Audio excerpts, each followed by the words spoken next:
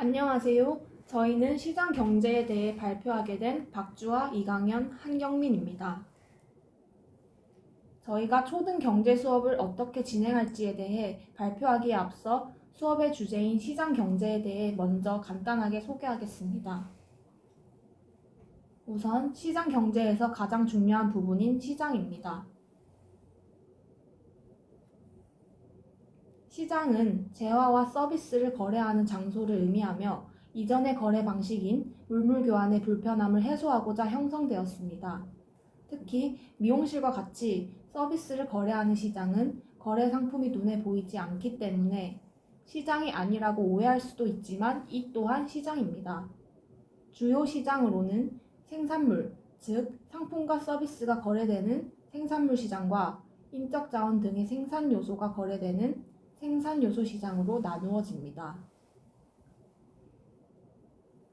다음은 시장 가격의 형성 과정입니다. 이 부분에 대해서는 2022년 개정 교육과정을 반영한 교과서에서는 나와 있지 않지만 뒤에 소개할 시장 놀이 활동 등의 시장 가격 형성과 비슷한 내용들이 학교 수업 내에서 진행되므로 설명하겠습니다. 시장 가격은 특정 재화나 서비스를 구매하려는 의사인 수요와 판매하려는 의사인 공급이 일치하는 균형점에서 형성됩니다. 즉, 사려는 사람들과 판매하려는 사람들이 가장 많이 겹치는 부분에서 형성된다고 보시면 됩니다. 여기서 별개로 그 가격대에 거래되는 수량이 시장 거래량으로 결정됩니다.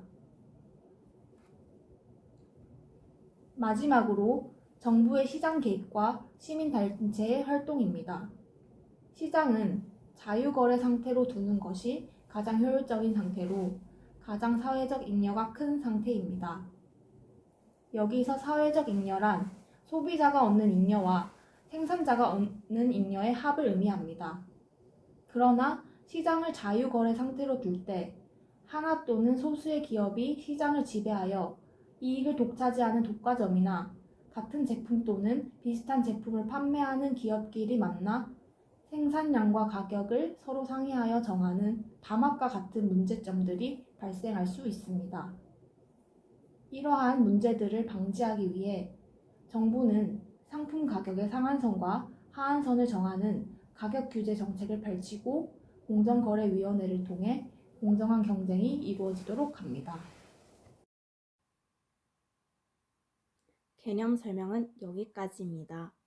다음으로 시장 경제에 관한 초등 수업 계획에 대해 발표하겠습니다. 수업은 총 2시간으로 구성하였으며 1차 시수업에서는 개념학습 모형으로 2차 시수업에서는 활동학습 모형을 사용하여 수업을 진행하겠습니다. 학생들에게 개념을 한번 설명을 해준 후 두 번째 수업에서 개념을 복습하고 그 개념이 적용된 활동 수업을 하겠습니다. 활동을 통해 학생들의 흥미를 이끌어내어 학생들이 수업에 적극적으로 임하고 수업 내용을 효과적으로 이해하게 할 계획입니다. 다음은 개념 설명 위주의 1차 시 수업 지도안입니다. 개념을 설명하기에 앞서 학생들의 흥미 유발을 위해 시장에 관한 짧은 영상을 준비했습니다.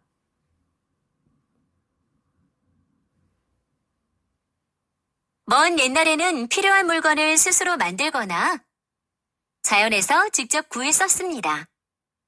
그러다가 옷이 낡아서 새 옷이 필요한데 생선이 먹고 싶은데.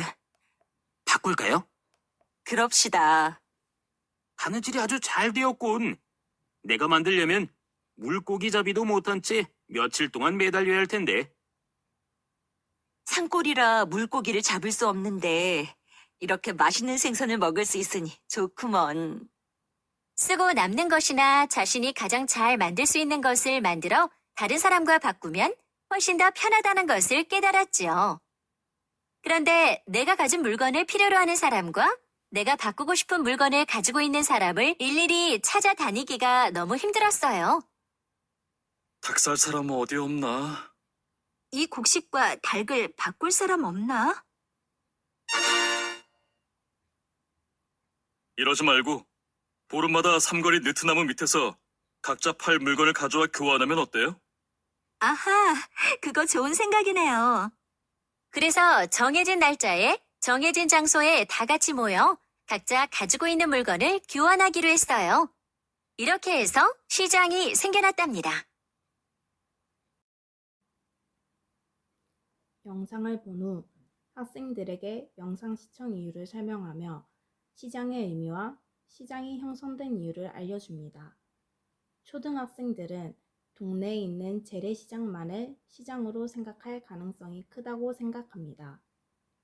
따라서 정확한 개념 설명을 위해 시장에는 눈에 보이지 않는 상품을 판매하는 시장뿐만 아니라 사람의 노동력을 사고 파는 일자리 시장과 주식이 거래되는 주식시장과 같은 눈에 보이지 않는 상품을 판매하는 시장도 있다는 점을 가르칠 것입니다.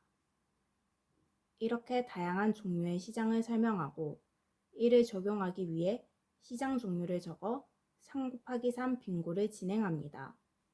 그리고 빙고판에 시장 종류를 적고 짝꿍과 게임하며 개념 학습 시간에 나온 시장 외에 다양한 시장 종류를 탐색하는 활동을 진행합니다.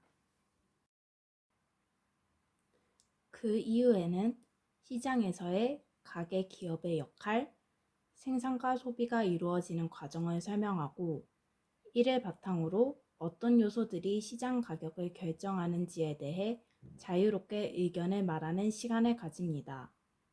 이때 생산, 소비에서 개념을 확장시켜 공급, 수요라는 용어를 설명합니다. 2022 개정 교육과정에서 공급과 수요라는 단어가 나와 있지 않지만 생산과 공급, 소비와 수요를 연결지어 학생이 이해하기 쉽도록 설명합니다. 그리고 학생들이 생산과 소비가 시장 가격 결정에 미치는 영향을 직접 생각해 볼 수 있게 합니다. 그 다음에는 코로나 시기에 공급 대비 많았던 마스크 수요로 인해 급등한 마스크 가격과 겨울 옷을 여름에 싸게 파는 것 등과 같은 실생활 사례들도 제시합니다. 2022 개정 교육과정에서는 시장 가격이라는 단어가 빠져 있으므로 이 과정에서 직접적으로 시장 가격을 언급하지는 않을 것입니다. 추가로 시장에서 이루어질 수 있는 독과점, 단합에 대해 설명하고 이 문제의 해결 방안인 정부의 개입과 시민단체의 활동을 설명합니다. 특히 독과점과 단합을 헷갈리지 않게 잘 설명하는 것이 중요하다 생각합니다. 2차 시 수업으로 넘어가기 전 학생들이 수업 시간에 나온 어려운 개념들을 학습하기 쉽도록 돕는 동영상을 준비했습니다. 금쪽이 경제교실 시장 속 보이지 않는 대결 수요와 공급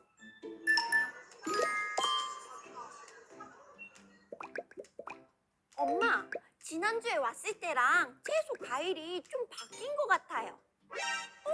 우와, 수박도 나왔다. 이제 수박 나올 때가 됐네. 근데 아직은 가격이 좀 비싸다. 그치? 엄마, 저기 아줌마가 열무 한 단 가격을 3,000원이라고 바꾸고 있어요. 왜 가격을 마음대로 바꾼담? 아, 그야. 어제부터 열무가 많이 나오기 시작해서 공급량이 늘어나니까 가격이 싸져서 그렇지. 나도 비싸게 받으면 좋지만 비싸서 사람들이 안 사면 열무만 쌓이잖아. 엄마한테 열무가 싸니까 열무김치 해 먹어요 하렴. 네. 엄마, 근데 열무가 많이 나오면 가격이 내려가요? 사려는 수요보다 팔려는 공급이 많으면 가격이 내려가지. 공급은 적은데 사려는 사람, 즉 수요가 많으면 가격은 어떻게 될 것 같으니? 오를 것 같아요. 그래, 맞았어.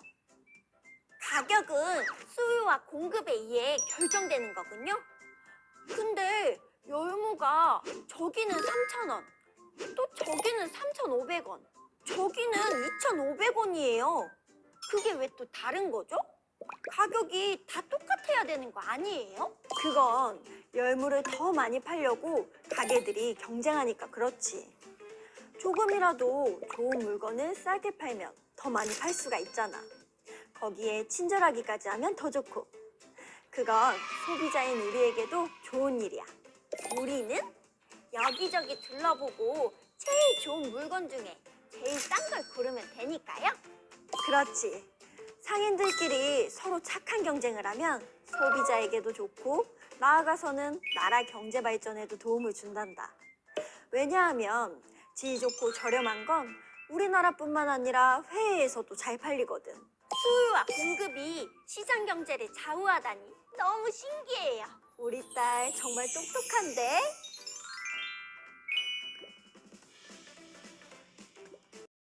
수업은 1차 수업 때 배운 개념 중 가장 어려울 것으로 예상되는 독과점과 담합을 해결하는 공정거래위원회에 관한 영상으로 시작합니다.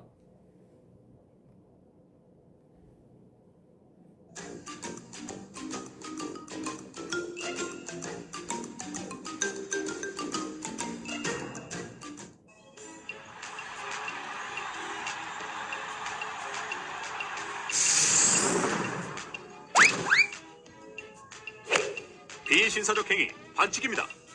이런 마음이 급하다 보니 아무리 승부가 중요해도 규칙은 지켜야죠. 경기장을 찾은 관중, 즉 소비자들은 반칙하는 모습이 아니라 정정당당하게 경쟁하는 것을 보러 온 것 아닐까요?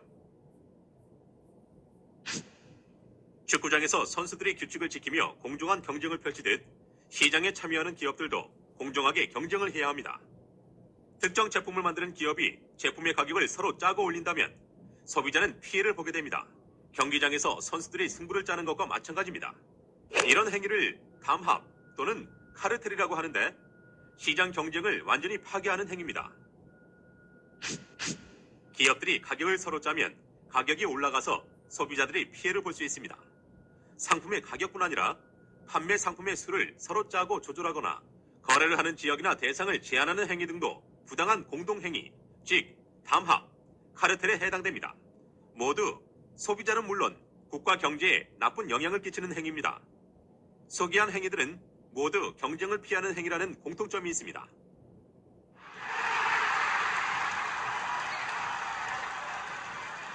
축구 선수들이 정정당당하게 경기를 하지 않으면 소비자인 관중들은 최고의 경기를 볼 수 없습니다.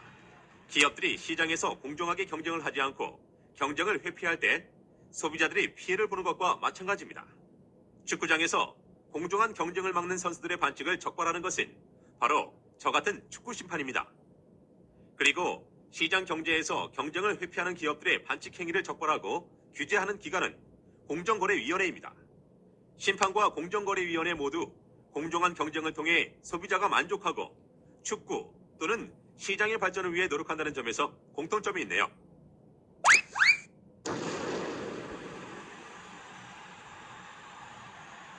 경쟁은 힘들지만 좋은 것입니다. 저와 공정거래위원회 모두 공정한 경쟁 질서를 확립하고 소비자가 행복해질 영상 시청이 끝난 이후 가게, 기업의 역할, 생산과 소비에 대한 간단한 퀴즈를 풀며 학생들의 집중력을 끌어올립니다. 퀴즈 활동이 끝나면 시장 경제를 직접 경험할 수 있는 시장놀이를 진행합니다. 시장놀이는 비상교과서에 수록된 활동을 참고하여 만들었습니다. 시장놀이 게임 방법입니다. 우선 모둠별로 떡볶이, 순대, 튀김, 김밥, 어묵, 주식쿨 총 6개의 품목을 만원까지 1000원 단위로 판매할 가격을 정합니다. 여기서 구매자의 흥정 또한 허용됩니다. 모둠별로 지급되는 활동비는 총 3만원이며 각 모둠별로 최소 3개 이상의 품목을 구매하여야 합니다. 모든 품목을 구매하면 품목 조합을 칠판에 조별로 붙인 후 자신이 속한 조를 제외해서 마음에 드는 조합에 투표를 합니다. 가장 많은 표를 받은 조는 1등 상금 15,000원을 추가적으로 지급받게 됩니다. 상금 및 구매, 판매 금액을 모두 합산하여 가장 많은 금액을 가진 조가 게임에서 승리하게 됩니다. 이 활동에서는 조합 투표를 통한 1등 상금 금액 및 흥정이라는 변수가 있어 더욱더 자유로운 경쟁이 가능하다는 장점이 있습니다. 또한 학생들끼리 특정 품목의 금액을 모두 높게 측정하여 판매하는 담합, 한 조에서 너무 낮은 가격대를 형성하여 시장을 지배하는 독과점 등의 문제도 경험하면서 정부 개입 및 시민단체의 역할이 중요하다는 점도 몸소 느낄 수 있습니다. 시장놀이가 끝난 후 느낀 점을 활동지에 작성하고 소감을 발표하는 활동을 진행합니다. 시장에서 공정거래위원회와 시민단체의 감시 등의 활동이 중요하다는 것을 다시 설명해주며 2차 시수업을 마무리합니다. 시장놀이 게임을 이해를 위해서 저희가 시장놀이 영상을 준비해 보았습니다. 경민 학생은 떡볶이를 8,000원, 순대를 5,000원, 튀김을 6,000원, 김밥을 4,000원, 어묵을 2,000원, 주식후를 1,000원으로 판매 가격을 정했습니다.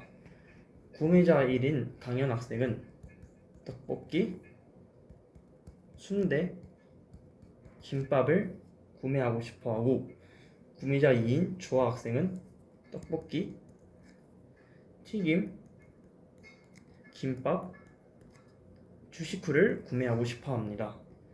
강현 학생은 품목에 대한 가격이 합리적이라고 생각이 들어 그냥 구매를 하였지만 주아 학생은 떡볶이가 조금 비싸다고 생각을 하여 흥정을 진행하였습니다. 혹시 떡볶이 가격이 어떻게 되나요? 떡볶이 8,000원이에요. 너무 비싼 것 같은데 혹시 7,000원에 판매할 수 있나요? 네, 그럼 특별히 7,000원으로 판매할게요. 강현 학생조는 떡볶이, 순대, 김밥 총 3품목을 구매하여 총 구매 금액이 19,000원, 판매 금액은 15,000원입니다. 주아 학생조는 총 구매 금액이 떡볶이, 튀김, 김밥, 주식후를 총 구매하여 원래는 21,000원이지만 할인을 통해 22,000원으로 이제 구매를 하였습니다. 똑같이 판매 금액은 15,000원이 나왔습니다. 두 조의 판매 금액은 동일하고 강현 학생의 조에서 지출을 1,000원 더 적게 하여 총 수익은 강현 학생의 조가 26,000원으로 1,000원 더 많지만 품목 조합 투표에서 더 많은 표를 받은 주아 학생의 조가 추가 상금 15,000원을 더 받아 게임에서 승리하게 되었습니다. 다음으로는 이 수업의 기대 효과입니다. 초등학생에게 적절한 수준으로 개념을 설명하고 모두가 함께 참여하는 활동을 수업에 활용한다면 어려운 경제를 학생들이 보다 쉽고 재미있게 이해할 수 있을 것이라 생각합니다. 다음으로 마지막으로 저희가 발표를 준비하면서 느낀 점입니다. 이번 발표 과제를 준비하면서 실제 수업을 진행하지는 않았지만 시장 경제 수업을 어떻게 구성할지 계획하는 과정 자체가 의미 있었습니다. 시장 경제, 생산, 소비, 공정 거래와 같은 다양한 경제 개념을 초등학생들이 이해할 수 있도록 단순화시키는 것이 쉽지 않았습니다. 특히 수업을 실제로 하지 않고 계획만 세우는 상황이라도 학생들의 눈높이에 맞춰 활동과 개념을 연결해야 한다는 점을 깊이 생각하게 되었습니다. 발표를 준비하며 이런 방식으로 수업을 구성하면 학생들이 개념을 자연스럽게 이해할 수 있겠다는 생각이 들면서 교사로서 수업을 설계하는 과정의 중요성을 느낄 수 있었습니다. 이상으로 발표를 마치도록 하겠습니다. 감사합니다.